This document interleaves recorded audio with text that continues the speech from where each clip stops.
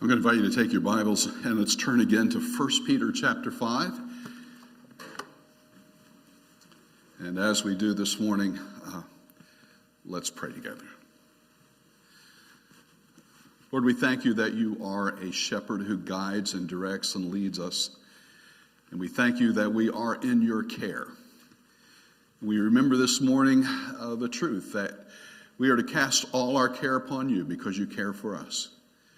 Lord, we thank you for loving us, and we thank you for coming to this earth and dying on the cross for our sins.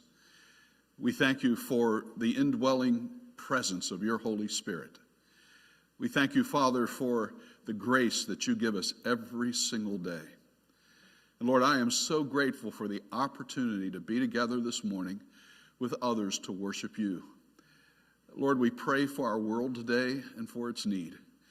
And in the midst of the instability and uncertainty, we are thankful, Lord, that you are the God who sits on his throne, that, Lord, you are in complete and total control. Father, we need not fear because perfect love casts out fear. Father, as we come to the scripture this morning, I pray that you would open our eyes to have understanding, our hearts to hear. Lord, that you would teach us today what it is that you would have us to know, and then help us to apply it, for I pray it in Jesus' name, amen. Well, this morning we are coming to the final chapter of our study in 1 Peter, and when we come to these first few verses this morning, we get a glimpse into the heart of Pastor Peter. Maybe that's an unusual way to describe Peter. Maybe you've not heard him referred to as Pastor Peter. You know, of all the disciples, Peter appears to have been the most outspoken, the most brash, and the most impulsive. When we began this series, in the introduction, I said that I didn't get the sense that Peter was particularly refined or sophisticated.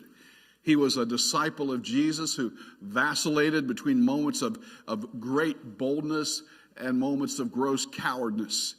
He was enthusiastic and strong-willed, and he demonstrated both faith and unbelief in his relationship with Jesus.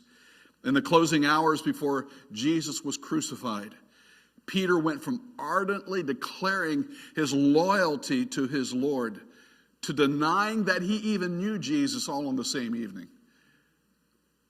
Peter is a man who understood failure. He knew what it was like to blow it in life. And yet the Lord who chose him continued to mold him and change him exactly into the kind of man that Peter needed to become. Now, while we don't have a lot of detail, the Bible does seem to indicate that somewhere when Jesus rose from the grave, on that first day of the resurrection, that he revealed himself to Peter in a private conversation. One person wrote, "The silence about this meeting manifests the grace of the Lord to him." There are experiences with the Lord that are completely intimate and not to be told in detail or public testimony. It is enough to know that Peter had a private meeting and all was right between him and the Lord that he denied. So at least a week later, Peter and several of the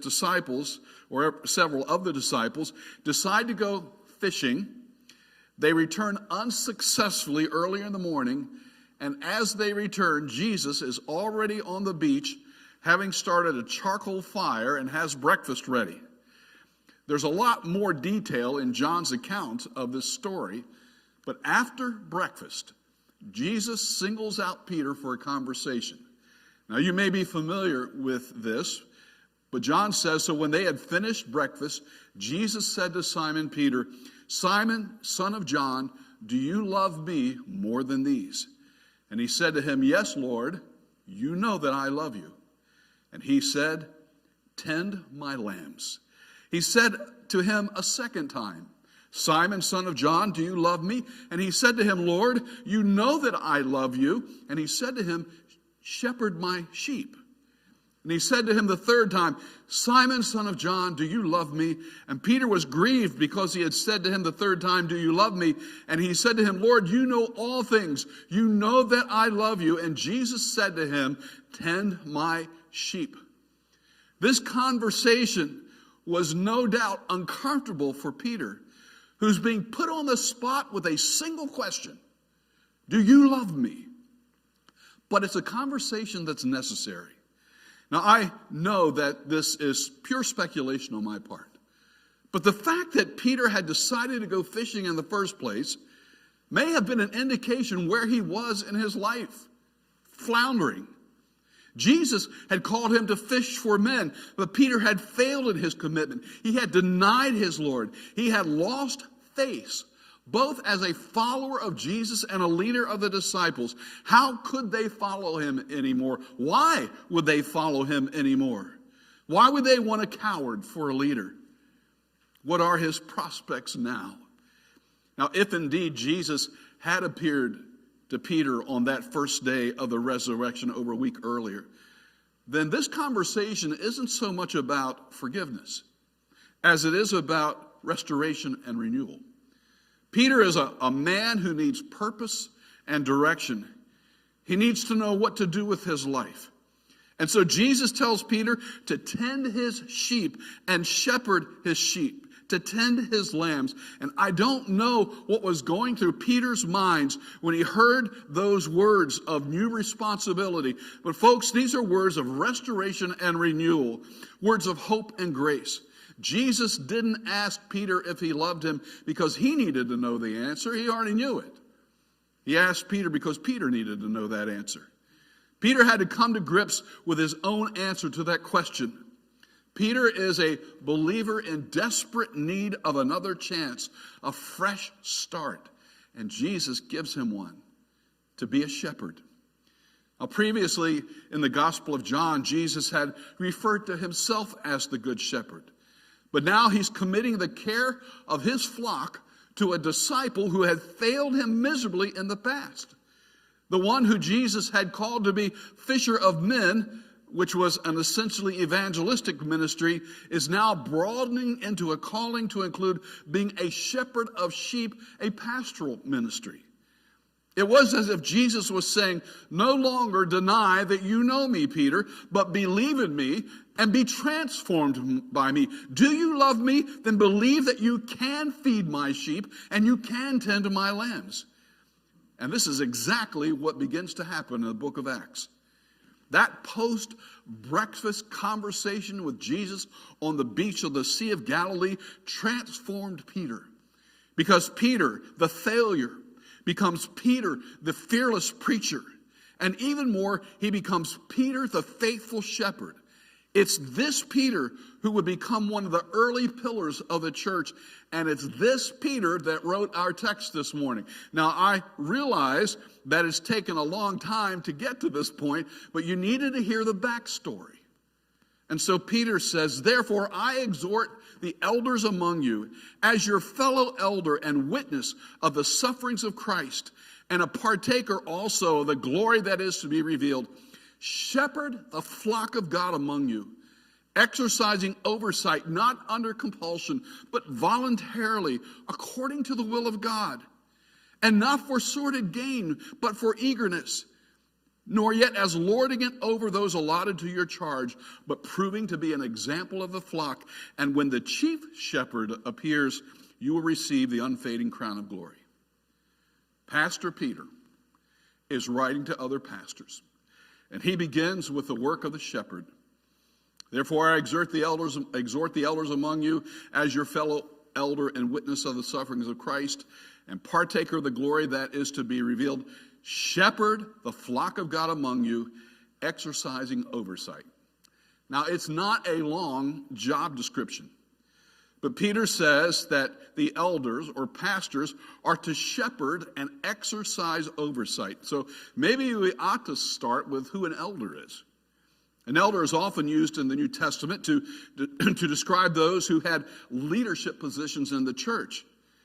Actually, from the Greek word, we get our word presbytery or Presbyterian. Peter's not saying that the early church was Presbyterian, because we know it was Baptist because of John the Baptist. Actually, if you believe either one of those, you probably ought to take a refresher in church history. The early church was all Jewish. When we hear the word elder, we think of an older person, even a senior citizen. And you know what? We would not be completely wrong. In general, an elder was a leader whose authority came in principle from wisdom that's associated with age.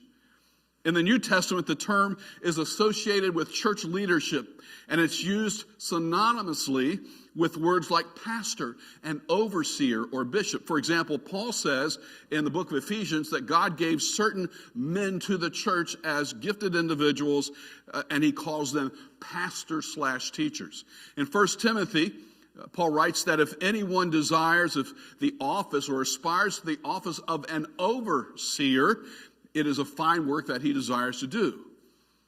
As a child, I remember that my maternal grandfather, who pastored little country churches in the hills of West Virginia, was called preacher by most of the people who knew him. Now, if preacher meant describing his role in preaching sermons in the church, then that meant the same thing as pastor. But if preacher means preaching the gospel, which is essentially the work of an evangelist, then it's not the same thing as being a pastor. It's a different gift to the body of Christ. Peter gives us an overview of the pastor's responsibility to shepherd and to oversee, which I think is really the same thing. The pastor is to tend or literally shepherd the flock. Besides feeding, shepherding includes caring, leading, guiding, and protecting.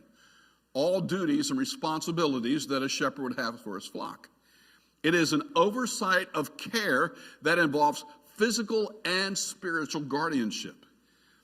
I don't want to press this picture too far because I don't want you to get upset with me, but perhaps the reason pastors are told to shepherd their flock has something to do with the nature of sheep.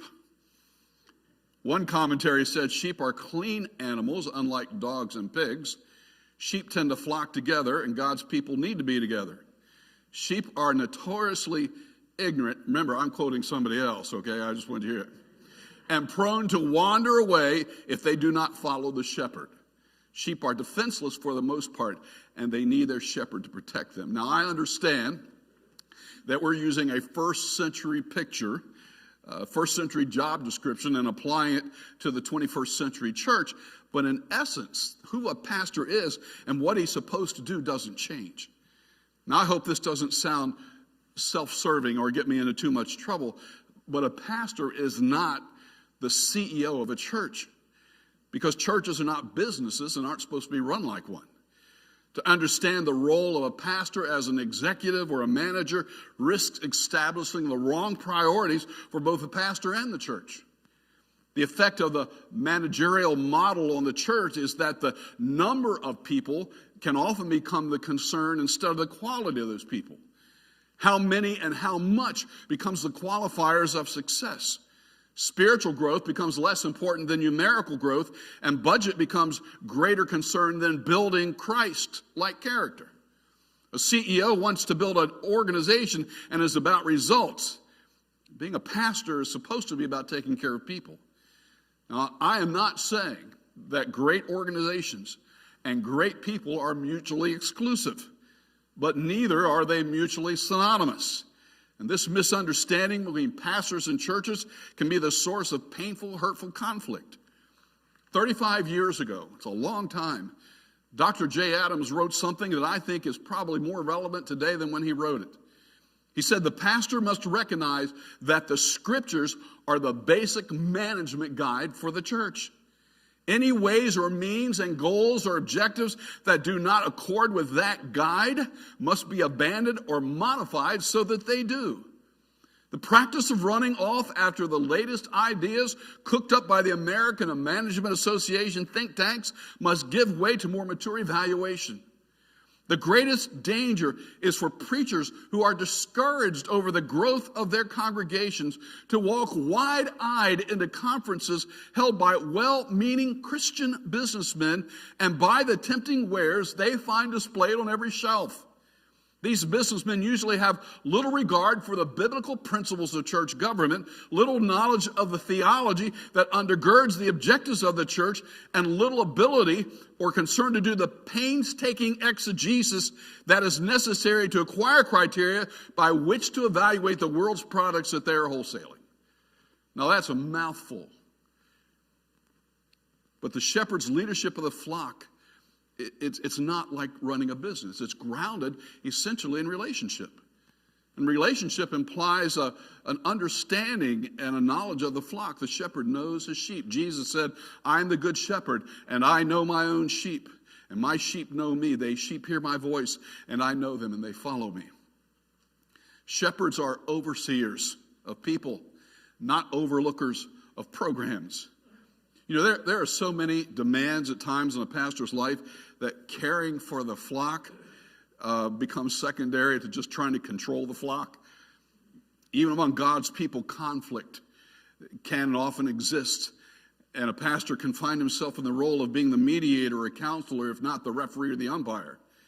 Perhaps nothing's more draining than having spent a great deal of effort in ministry simply putting out fires. Protecting the flock, folks, is not the same thing as fighting the flock.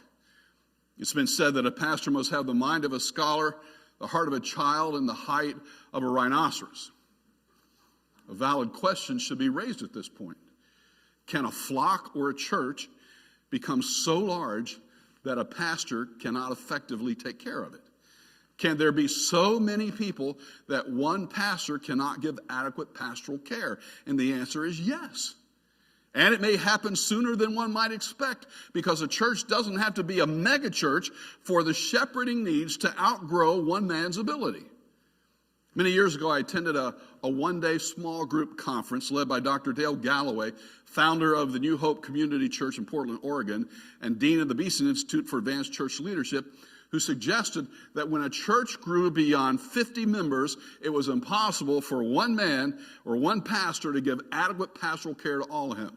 I don't know where he got that number, but I can tell you, he became very endearing to me that day. I imagine that number could fluctuate depending on the people and the specific congregation, but there will come a point where a pastor cannot personally give adequate care to his flock, at least not by himself.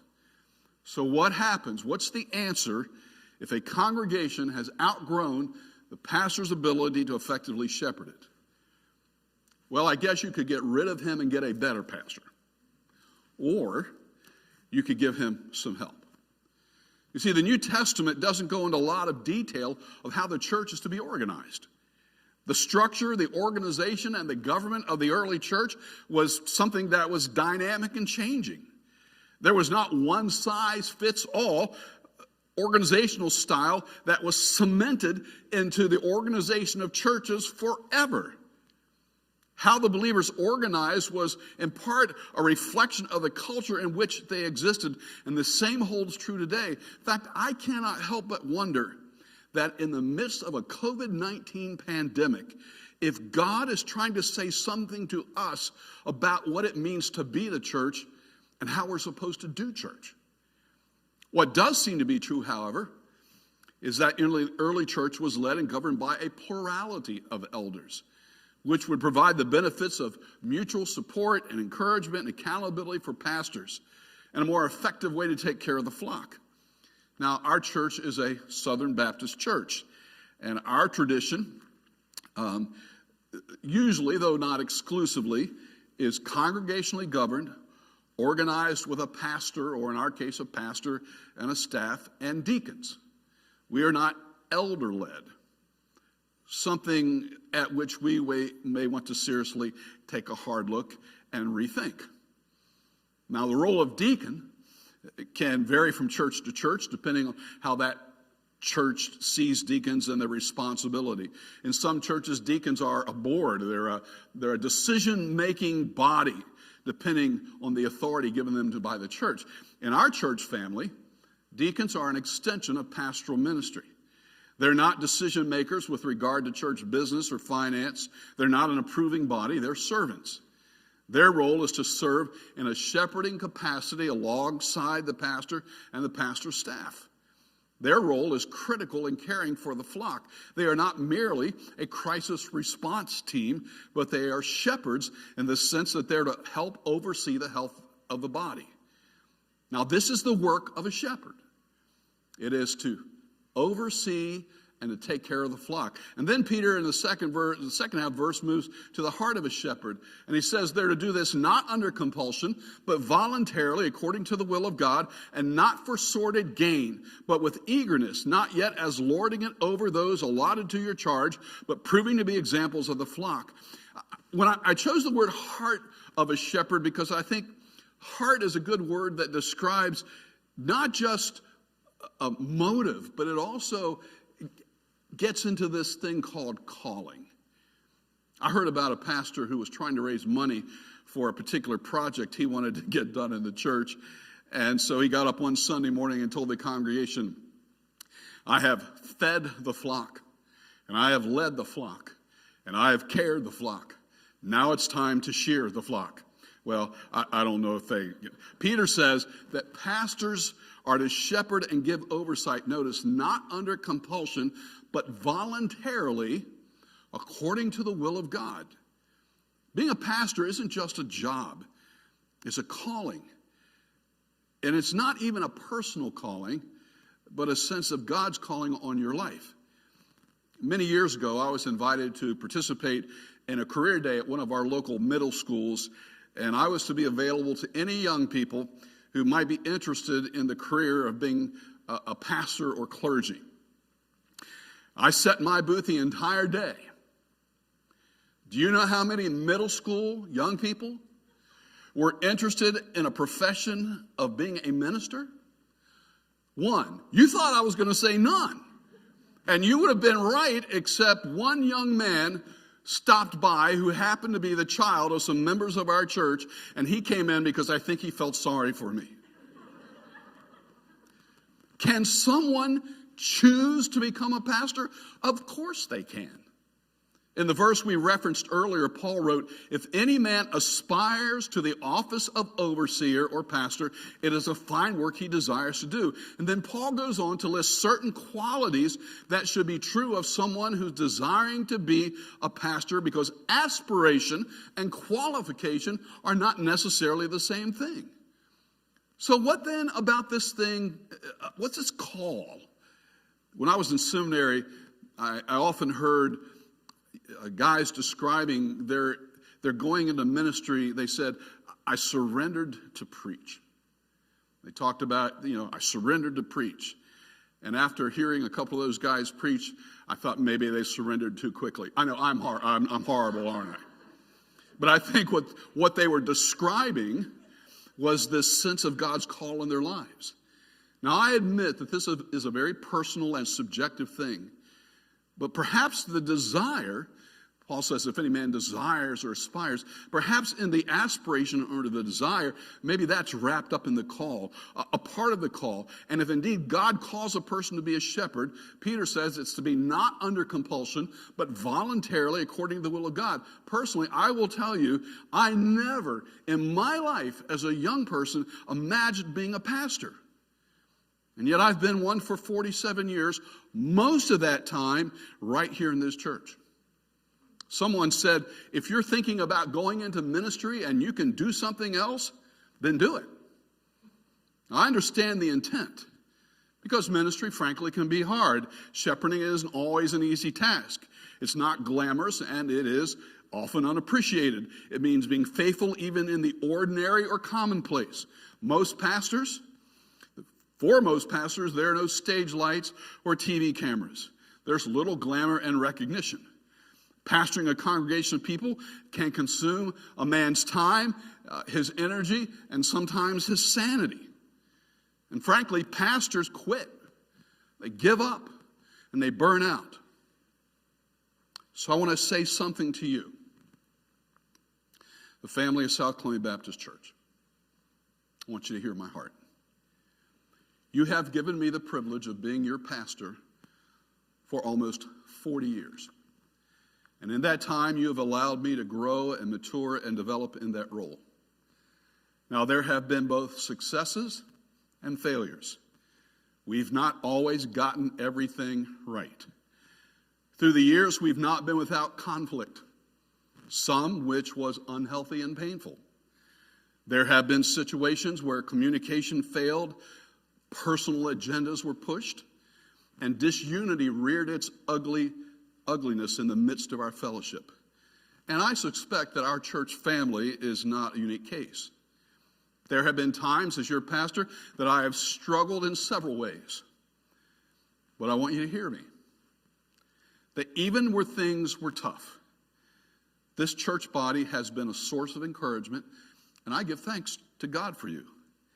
Any low that I have experienced has been outweighed by the joy you have given me in being your pastor. More than any other influence has shaped my attitude towards ministry. Largely because of this church, I still, for the most part, maintain a positive outlook as a shepherd. I'm not saying this to you because I'm looking for affirmation or reassurance. I'm just simply trying to express my gratitude to you for the privilege of serving you. You have made serving not under compulsion, but voluntarily, according to the will of God, something joyful to do. Now, Peter continues to show the heart of the pastor who serves faithfully when he says, not for sordid gain, but with eagerness, nor yet as lording it over those allotted to your charge, but proving to be examples of the flock. I heard about an older deacon telling another deacon about a young pastor who had just come to the church, said, look, we're going to pray that the Lord keeps him humble and we'll keep him poor. See, the emphasis here is on what the New American Standard Version translates as sordid gain. It's a word that's only used here, and one commentary explained it that it means not using his position for personal gain. This does not refer exclusively to material gain, such as the demand of a salary, which gives the impression that the elder serves primarily from his desire for selfish purposes rather than his desire to be of service. It also may refer to gaining popularity by adulterating the gospel to attract more people to the congregation and showing special favors and consideration to the rich and the influential in order to gain personal advantage and profit. In other words, you don't use the ministry for your personal gain. Pastors shouldn't be in it for the money. And if they went in it for the money, they didn't do a lot of research ahead of time. They don't go into it for personal recognition or advancement. Sordid gain describes a motive of personal benefit, whether it's money, prestige, power, promotion, instead of caring for the flock. The shepherd must serve the Lord with a willing heart because he loves Jesus and the flock, not simply because there's a job to do. And then Peter also says he's not to lord himself over the flock. Pastors should not be dictators or tyrants or bullies. We're not even bosses that can demand something from employees. More than one pastor has gone into a church wanting to push his agenda with its my way or the highway approach to leadership, and then wonder why he experiences resistance and criticism, and in some cases why he didn't last very long. True leadership does not domineer, it inspires. And instead of leading by intimidation, Peter says, lead by example. Follow the example of the great shepherd Jesus. I will tell you that shepherding requires a continual examination of motives and a reevaluation of priorities, because there may be moments when why a pastor does what he does becomes muddled. It's possible to develop a sense of entitlement because of the position, forgetting that shepherding is servant leadership. Pastors aren't to treat their people as if the flock belonged to them, but understand that the flock has been allotted or entrusted to their care. Joe McKeever wrote, not all pastors want to serve. Some wish to be known as strategists and pulpiteers, managerial experts, and motivational geniuses. But only those who serve are building a church that will last upon a solid biblical foundation. So after describing the work of the pastor and the heart of the pastor, Peter talks about the reward of a pastor. And when the chief shepherd, verse 4, appears, you will receive the unfading crown of glory. Someone once quipped that pastors may not make a lot of money, but their retirement benefits are out of this world. Luther said it a little bit differently. Our office is a ministry of grace and salvation. It subjects us to great burdens and labors, dangers and temptations, with little reward or gratitude from the world. But Christ himself will be our reward if we labor faithfully. Now, Jesus here is called the chief shepherd, another one of those words in 1 Peter that's used nowhere else in the New Testament. The fact that Jesus is the chief shepherd is a reminder to pastors that they are servants, and that their position of leading a flock is essentially a matter of stewardship. Ultimately, it's his flock, not theirs. I got to thinking about this, and I thought, this is also, or could be a reminder, that we should be careful in passing judgment or criticizing another shepherd, how he's leading his flock.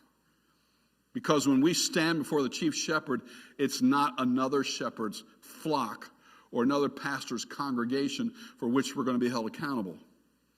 When the Lord comes, those elders who have served faithfully will receive a reward, the crown of glory that will never fade away. And this word crown describes the victor's crown.